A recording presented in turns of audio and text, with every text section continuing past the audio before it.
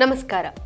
Engineering ಸೇರಿದಂತೆ ವಿವಿಧ ವೃತ್ತಿ ಶಿಕ್ಷಣ ಕೋರ್ಸ್ಗಳ ಪ್ರವೇಶಕ್ಕೆ ಕರ್ನಾಟಕ ಪರೀಕ್ಷಾ ಪ್ರಾಧಿಕಾರ ನಡೆಸಿದ್ದ ಸಾಮಾನ್ಯ ಪ್ರವೇಶ ಪರೀಕ್ಷೆಯ ಫಲಿತಾಂಶ ಇಂದು ಪ್ರಕಟವಾಗಿದೆ.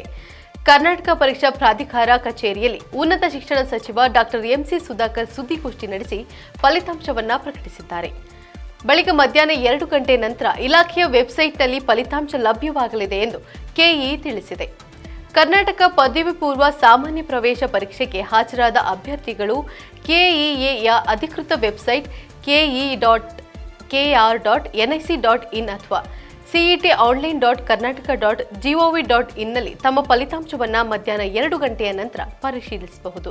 ಇನ್ನು ರಿಸಲ್ಟ್ ಹೀಗೆ ಚೆಕ್ ಮಾಡಿ.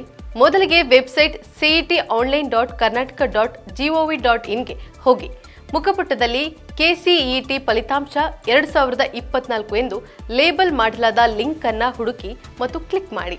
ನಿಮ್ಮ ಹೆಸರಿನ ಮೊದಲು 4 ಅಕ್ಷರಗಳೊಂದಿಗೆ ನಿಮ್ಮ ಕೆಸಿಇಟಿ ನೋಂದಣಿ ಸಂಖ್ಯೆಯನ್ನು ನಮೂದಿಸಬೇಕು. ಮುಂದುವರಿಯಲು ಸಬ್ಮಿಟ್ ಮೇಲೆ ಕ್ಲಿಕ್ ಮಾಡಿ. ನಿಮ್ಮ ಕೆಸಿಇಟಿ ಫಲಿತಾಂಶ ಪರದೆ ಮೇಲೆ ಬರುತ್ತೆ. ಈ ಫಲಿತಾಂಶವನ್ನು ಡೌನ್ಲೋಡ್ ಮಾಡಿಕೊಂಡು ಪ್ರಿಂಟ್ಔಟ್ ತೆಗೆದಿಟ್ಕೊಳ್ಬಹುದು.